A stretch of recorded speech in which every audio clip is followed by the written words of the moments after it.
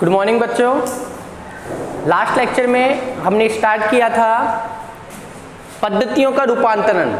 ठीक है, type number 4 हम कर रहे थे, पद्धतियों का रूपांतरण। उसमें हमने एक फॉर्मूला देखा था कि आंकिक मान इन्वर्सली प्रोपोर्शनल होता है मात्रक के। ठीक है, यानी कि न्यूमेरिकल वैल्यू जो है वो यूनिट के इन्वर्सली प्रोपोर्शनल होगी, यानी कि आंकिक मान अगर बढ़ेगा तो यूनिट का मान क्या होगा, कम होगा, और अगर यूनिट का मान बढ़ेगा तो आंकिक मान का मान क्या हो जाएगा, कम हो जाएगा। तो जब हमने जैसे प्रोपोर्शनल का साइन हटाया था तो n equal to q upon u आया था, तो q इक्वल टू क्या गया, एन यू, जहां पर q क्या है बेटा, ये है फिजिकल क्वांटिटी, यानी कि कोई ना कोई भौतिक राशि। जैसे मान लीजिए मैं कह दूं 5 किलोग्राम, तो 5 किलोग्राम, किलोग्राम से आपको पता लग रहा है ये क्या है बेटा, द्रव्यमान है। तो ये क्यू क्या हो गया यहाँ पे, द्रव्यमान 5 क्या हो गया, न्यूमेरिकल वैल्यू हो गई, और केजी क्या हो गया, केजी यूनिट हो गया, मात्रक हो गया। अब आप देखो, मगर इसको ग्राम में बदलूं तो ये मैंने ग्राम में बदला तो 5 किलो में कितने ग्राम होंगे, 5000 ग्राम होंगे। तो आप देखिए आंकिक मान जो है वो क्या हो गया, बढ़ गया, लेकिन मात्रक जो पहले किलोग्राम था उससे क्या हो गया, ग्राम हो गया, यानी कि मात्रक क्या हो गया, कम हो गया, घट गया। तो इसके ऊपर हम एक क्वेश्चन सॉल्व कर लेते हैं। ठीक है, देखो एक क्वेश्चन है कि 1 न्यूटन में कितने डाइन होते हैं। ठीक है, ये क्वेश्चन है हमारे पास कि 1 न्यूटन में कितने डाइन होते हैं। चलिए इसका सॉल्यूशन करते हैं हम लोग। देखिए, चूंकि हमें पता है न्यूटन किसका मात्रक है बेटा, बल का मात्रक है, बल का एमकेएस पद्धति में क्या है, मात्रक है, तथा डाइन बल का सीजीएस पद्धति में क्या है, मात्रक है। भाई न्यूटन तो एमकेएस पद्धति में मात्रक है, और डाइन जो है वो कौन सी पद्धति में मात्रक है बेटा, सीजीएस पद्धति में मात्रक है। तो हमें करना क्या है, हमें एमकेएस पद्धति से सीजीएस पद्धति में जाना है। हमें क्या करना है, एमकेएस पद्धति से सीजीएस पद्धति में जाना है। तो हमारे पास फॉर्मूला है Q इक्वल टू क्या, एन यू। अब Q क्या है यहाँ पर, Q तो कौन है, मतलब बल। भाई भौतिक राशि क्या, Q क्या थी हमारी, भौतिक राशि। तो भौतिक राशि क्या है यहाँ पे, बल ही तो है, क्योंकि न्यूटन बल का मात्रक है। तो बल बराबर कितना हो गया, NU। NU का मतलब न्यूमेरिकल वैल्यू, न्यूमेरिकल वैल्यू कितनी है, 1। और यूनिट की अगर अपन बात करें तो यूनिट की जगह अपन इसकी क्या लिखेंगे, विमा। तो चूंकि हमें पता है कि बल की विमा कितनी होती थी, m1 L1 T-2, तो मैंने इसको नाम दे दिया m1 L1 T-2, और मैंने इनको 1 1 डिनोट कर दिया, क्योंकि एमकेएस पद्धति में द्रव्यमान, दूरी और समय को मैंने क्या कर दिया, 1 1 से रिप्रेजेंट कर दिया। इसको आप दे दो समीकरण नंबर कौन सा, 1। ठीक है, अब इसी तरीके से हम बात करते हैं किसमें, सीजीएस पद्धति में। कौन सी पद्धति में, सीजीएस पद्धति में। तो सीजीएस पद्धति में भी हमारे पास फॉर्मूला यही है, Q बराबर क्या, एन यू। Q क्या है बेटा, बल है। n का मान कितना है, अरे n का मान तो हमें ज्ञात करना है। कैसे ज्ञात करना है, कि कितने डाइन होते हैं, तो कितने कितने कितने, तो कितने को हमने क्या मान लिया, n मान लिया, और बल ही तो है, तो बल की विमा क्या होगी, m1 L1 T-2। तो यहाँ पे 1 की जगह क्या लिखेंगे, 2 2 और 2। ये 2 2 क्यों लिखा है हमने, भाई क्योंकि जब हम एमकेएस पद्धति में बात करते हैं, एमकेएस पद्धति में m मतलब द्रव्यमान, द्रव्यमान किस में नापा जाएगा, किलोग्राम में, तो इसको नाम दिया m1। और सीजीएस पद्धति के अंदर द्रव्यमान जो नापा जाएगा वो किस में नापा जाएगा, ग्राम में, तो इसको नाम क्या दे दिया मैंने बेटा, m2 नाम दे दिया। आ गया, यहाँ पर दूरी जो नापी जाएगी वो मीटर में, यहाँ पर किस में नापी जाएगी, सेंटीमीटर में, तो ये मैंने इसको नाम दे दिया। ठीक है, इसको दे दो आप समीकरण नंबर कौन सा, 2। ठीक है, समीकरण नंबर 2 देने के बाद में अब आप आगे देखिए क्या हो रहा है। अब हमें m1 और m2 में रिलेशन फाइंड आउट करना है। m1 ये रहा और m2 ये रहा। मुझे पता है m1 जो है वो कौन सी पद्धति में है, एमकेएस में, और मुझे मान किस में निकालना है, सीजीएस में। ठीक है, इसी तरीके से मेरे पास कौन है बेटा, L1, और यहाँ कौन है, L2। यहाँ पर क्या है, T1 यहाँ पर क्या है T2, M1 यहाँ पर नापा जा रहा है किसमें, किलोग्राम में, जबकि M2 नापा जा रहा है किसमें, ग्राम में। तो मुझे पता है कि 1 किलोग्राम में कितने ग्राम होंगे, 1000 ग्राम होंगे। ऐसी L1 की मैं बात करूँ, L1 किस में नापा जा रहा है, मीटर में, जबकि यहाँ पे L2 किस में नापा जा रहा है, सेंटीमीटर में। तो 1 मीटर में कितने सेंटीमीटर होंगे भैया, 100 सेंटीमीटर होंगे। यहाँ पर T1 जो है समय वो नापा जा रहा है सेकंड में, और यहाँ पर भी किसमें नापा जा रहा है, सेकंड में। तो T1 और T2 तो आपस में क्या है, दोनों एक दूसरे के बराबर हैं। तो ये तीनों मान उठाकर किसके, M1, L1 और T1, तीनों के मान उठाकर मैं कहां पर पुट कर दूंगा भैया, समीकरण नंबर 1 में। तो फ्रॉम इक्वेशन नंबर फर्स्ट, तो इक्वेशन नंबर फर्स्ट क्या थी आपकी, बल बराबर 1 इंटू, देखो L m की घात 1, तो M1 की जगह कितना लिख सकता हूं मैं, 1000, M2 और इसकी घात कितनी हो गई बेटा, 1 हो गई।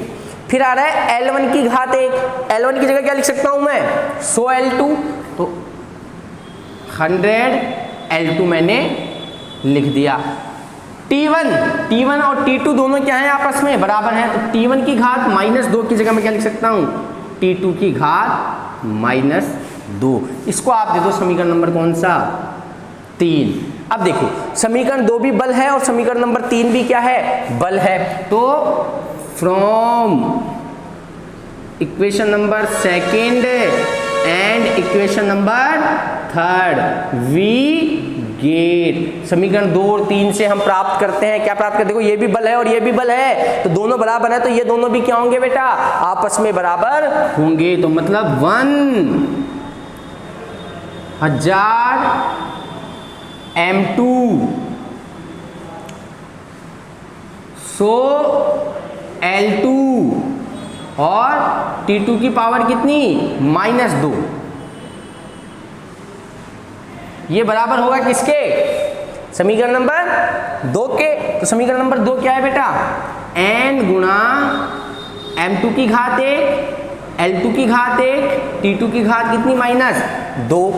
ठीक है, तो ये सारे मान उठ के जब नीचे जाएंगे तो क्या आएगा बच्चों, 1 गुणा 1000 M2 बटा M2 की घात 1 का मतलब कितना है, M2 होगा 100 L2 बटा L2 की घात 1 का, तो ये कितना हो जाएगा बेटा, L2 हो जाएगा। ठीक है, T2 की घात -2 है, तो वो T2 भी नीचे आके कितना हो जाएगा, T2 की घात -2 बराबर क्या बच गया, केवल n बच गया। ये दोनों आपस में क्या हो जाएंगे, कैंसिल हो जाएंगे।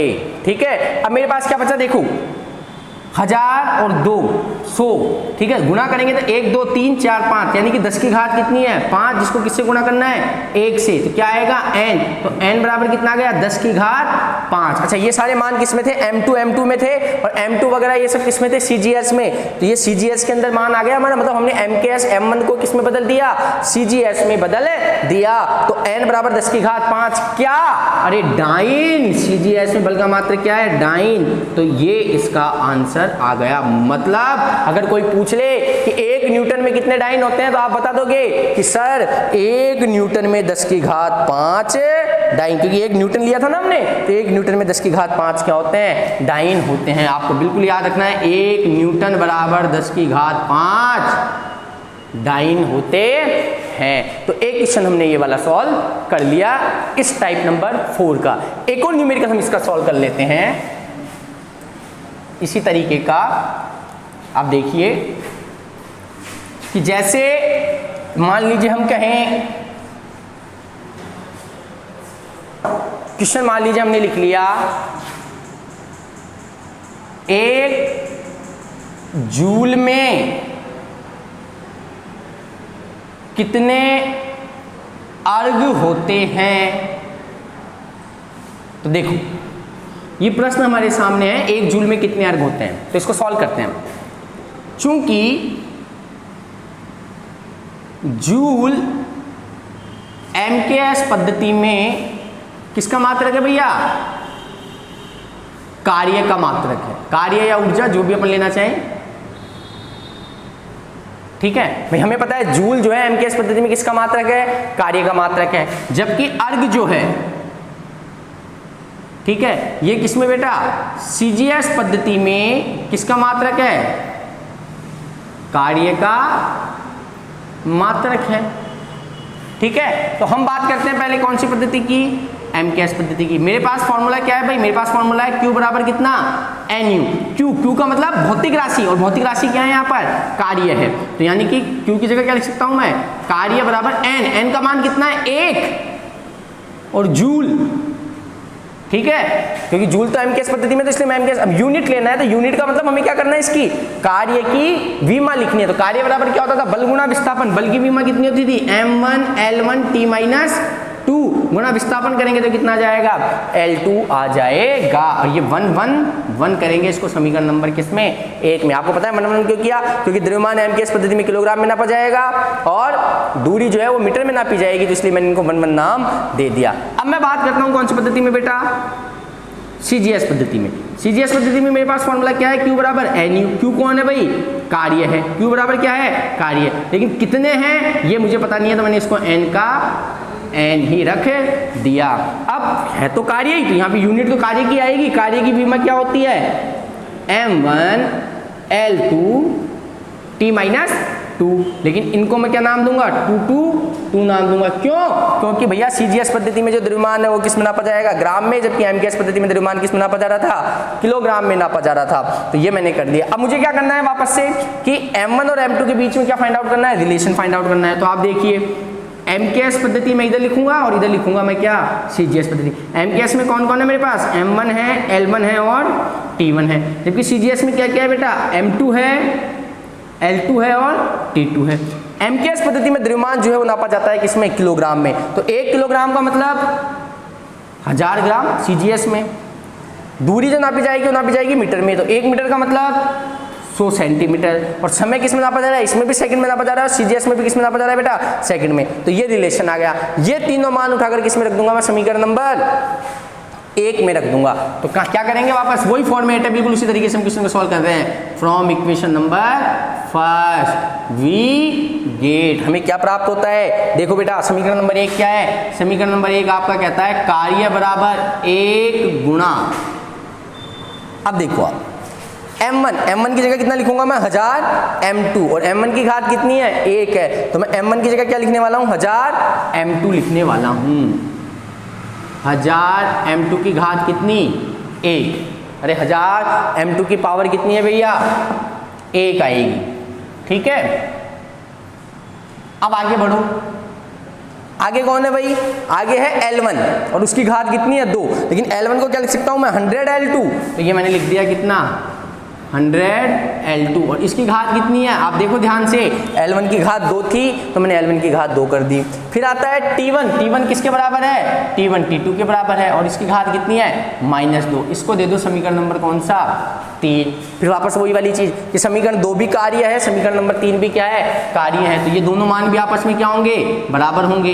तो from equation number 2 and equation number 3 we get हमने क्या प्राप्त किया, देखो ये रहा मान, ठीक है। इसका रख लो चाहे से पहले, क्या मान है इसका n इंटू m2 की पावर 1, L2 की पावर 2 और T2 की पावर कितनी -2, ये इक्वल होनी चाहिए किसके 1000, m2 की घात 1 है तो इसका मतलब 1000 क्या बचेगा m2 बचेगा, इसकी घात कितनी है 2, तो 2 करेंगे तो 1 2 3 4, भाई 100 को जब 100 से गुणा करेंगे तो ये हो जाएगा, और L2 की घात कितनी 2, भाई 100 का जब किया तो 100 का तो 100 गुणा 100 करेंगे तो कितना हो जाएगा 10,000 हो जाएगा, और L2 की घात 2 मैंने लिख दी ऐसे की ऐसे, M2 की घात कितनी थी 1 थी।